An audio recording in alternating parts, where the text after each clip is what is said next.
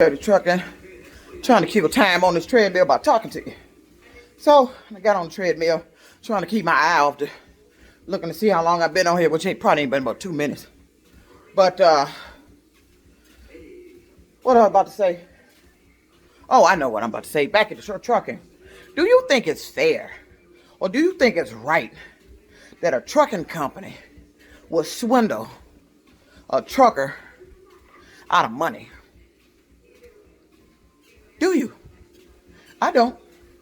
When I was out there, these contracts that they get you to sign to swindle you out of your maintenance money, these contracts about these leased vehicles. Now, you end up wasting your time. You don't make any money, and you out of a vehicle, and you're going home with, if you made any money, little to no money. And the last time it happened to me was with USA Truck. Let me try to set this down. It was with USA Truck. My last opportunity to get a vehicle. And the motherfucker set me up in Mississippi to get my truck taken. After I cleaned it up, washed it up, everything. Told me that I wasn't happy there. That's not your decision to make. Then you got other ones that think you're supposed to be obligated to a vehicle that at a place you're not making no money by hemming you up in the contract. See, these trucking companies will sit up and lure you to their company and don't tell you everything. I had one lure me to their company, didn't tell me anything about leasing the vehicle until I got there. Now I'm already in a hardship position. Option to go home or stay there and try to make it. It didn't work out. But to sit up and try to convince people you're a lease company of a semi, and you trying to convince people that you losing money on a vehicle that a driver gets out of. And I'm here to tell the trucking world that's an absolute lie. Because when I got out of that truck at USA Truck over there in Mississippi, US Express. That's what, US Express. When I got out of that truck at US Express over there in Mississippi, walked in that terminal, there was a lady sitting there already waiting. He said she just waiting on her truck. And they just made me get out of mine after I washed it up. I just went and bought, damn, I don't know how much money in food that I threw in the garbage. Juices, stuff for the truck. I pulled up to the back of their garage and tossed the shit out. That's what they did to me. They sit up there, let me sit at that Flying J in Tennessee, and it was my dispatcher that did it. But they don't call them dispatchers at US Express. US Express. They're not called dispatchers. I forgot what they call. But they're not dispatchers. So, the issue that started the whole matter was they were trying to negotiate with me. They were trying to make me take a shag load before they give me a real load. And US Express is no force dispatch. They tell you that in orientation. They're no force dispatch. The guy that overhead dispatch orientation at US Express, this guy was a reverend in the church. And he stood there in the class one day I had just completed, and waiting for the physical paper. And I'm sitting over there with another girl we had just completed. He's standing up there telling the new class that just came in, but my class had just completed. He stood up there and was telling them about these messages that, these messages we send to our dispatcher when we don't want to do something. You know what that man told you? He said he watches these messages. This is what he said. Not in so many words, but this is what he said. He watches those messages. He's periodically scans through those messages.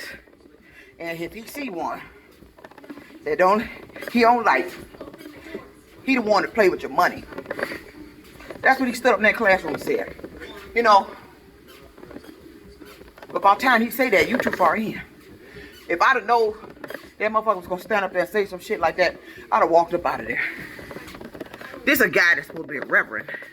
He oversees the orientation at U.S. Express when I was in Shippensburg, Pennsylvania. Stood up there in the classroom and told the class, if you send a message he don't like, he the one gonna play with your money. That's what he said. That's what he said. And I had problems with that company ever since. Came time for the truck to be inspected. When I got the truck, they tell you, look, make sure everything's where you want it, get what you need on it. Pretty decent. But the left side stairs, you tell that bit. He either ran over something high or something. It was bent, but not that bad. So I went on here with the truck. Now remember that about that left side. So long story short, after that incident, when I told him I didn't want the shag load, I said, just give me the long haul load. She come back to the phone and said the planner wasn't gonna do that. Told me the planner said I had to take both loads or I'm not gonna get no load. So I messaged my dispatcher, but they ain't called dispatchers there. What had happened? He was off that day. So I had to wait till they came in Monday. So ended up getting a reset at the truck stop. They sent me a load, and I sent them a message. They sent me a load back to the same terminal, which is their total terminal down there as soon as you cross into Mississippi from Tennessee. I went back and I sent them a message. I said, hey, wait a minute now. You know this is your total yard, and this is the problem we had. The reason why I'm sitting here is you didn't have no trailers. And y'all got upset last time when the guy brought in the trailer and gave it to me, because the guy that was supposed to get the trailer wasn't there. So they said, we got trailers. Me not knowing that's a lie. So I get down there, I find the trailer. The crank arm is broke off. You can't crank it. Go to the shop, find the shop guy. They told me to go find the shop guy. Find the shop guy, he walks out there with me. Yeah, you're absolutely right, it is broken. So I messaged back to dispatch that the trailer's broken. I don't know what the fuck was wrong with them. They just took me off the load. You took me off the load, now I ain't got no load. You the one sent me here, set up the trailer. See, this is what they not disciplining their own people for the shit they do. Remember now, they sent me there. I had sent them a message asking them, are you sure this trailer's here? You remember the last time? That's why I'm sitting up here this flying day now. They assured me there was a trailer there. Yeah, but it was broke. It was damaged. Couldn't take it. And then when I messaged that to the planner, the dispatcher, they took me off the load. I said, damn, that's strange. They took me off the whole load instead of going trying to find a trailer. You the one made me come here. I was in Tennessee. We could have went somewhere else. Could have went to the Walmart lot. Anything. Because I was right by it. So I was in the area. So I said, well, I'm not one to sit up on the terminal property unless I like your terminal. I'm not familiar with that one over there in Mississippi. And the Flying J was down the street. I like to be somewhere where I can go sit in the lounge lobby, take a shower, wash clothes, give me something to eat. So I went to go bobtail out. This is a true story. Bobtail out. Went to go bobtail out. I get to the gate. You know, they got their little security there. They closed the gate down on me, told me I couldn't leave until I go talk to the terminal supervisor. Well, I thought the supervisor. That's who I thought I talked to about the trailer. No, they meant the terminal supervisor. So I bagged the truck up. Fast forward the story, I go in there. The guy, my eye had just gotten swollen when I was walking in there. And I remember a guy made a comment. He said, your eye swollen. You know, this when COVID was hitting, but nobody knew it was COVID yet. My eye swole up walking in there. And I'm sitting down in the chair. He called my dispatcher. And my dispatcher that gets on speakerphone and gets his supervisor on the phone. This is the guy I've been talking to the whole time I was there about the issues. This is the same guy that told me don't be calling all over the terminal trying to get help. Because he wasn't helping.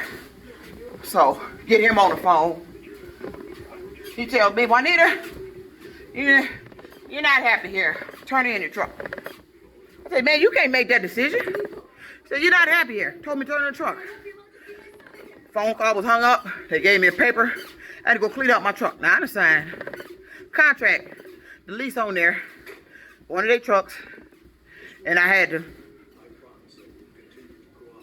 clean it out and give it to somebody else. Somebody else got it. And I believe it's that lady just sitting in there waiting for a truck. Now, that wasn't before.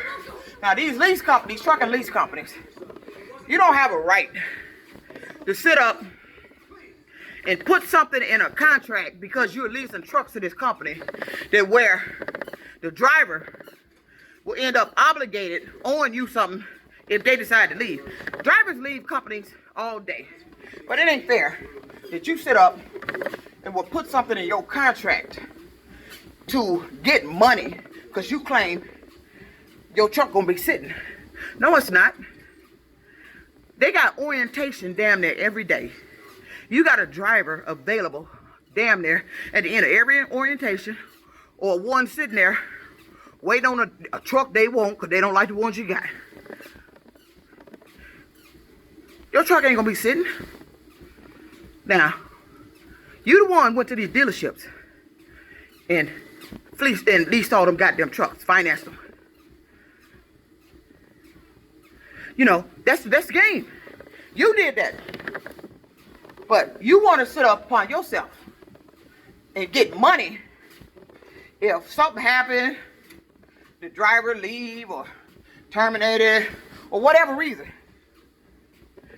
You think they supposed to be paying you while that truck is sitting. No, it's not. No, they're not. Because you're going to get a driver on there immediately. You just getting free money. And I blame these trucking companies for allowing these lease companies, these fleet of truck sales, to do that shit. You scamming off the drivers. That's what you're doing. You have no business collecting money off a driver because they had to turn in a truck for whatever reason. They got fired or things wasn't working out, they wasn't making no money. And they make the decision to leave. You ain't gonna do nothing but get that truck to somebody else. But see, what I find fault in is when you call these lease companies, these trucking companies rather, you call them. They don't tell you all this shit up front. Yeah, we got trucks, they tell you the lease amount and all that, how many years, but they don't tell you the fine print till they done bust your ass there. Now you in a hardship position. Yeah, they gonna offer to tell you to go home. You can go home to what? I ain't got no money. Man, I spent my money here and wasted my time here. I'm close to eviction. So you got to do something. They play and prey on the drivers, and ain't nobody doing nothing about this shit. That happened to me out there. They play and prey on the drivers. Like you ain't getting enough money from me leasing that truck every week. Something happened where I'm not making no money. I'm paying you, but I ain't got shit. I got to go. But damn if I'm gonna sit up there because you went to a dealership and purchased 100 goddamn trucks. You think I'm supposed to be paying your truck note until you find somebody getting your goddamn truck? No. Nobody told you to get all them damn trucks. But that's what they do out there. And ain't nobody addressing that shit. And they need to. This dirty truck. I done talked 14 minutes. Peace out.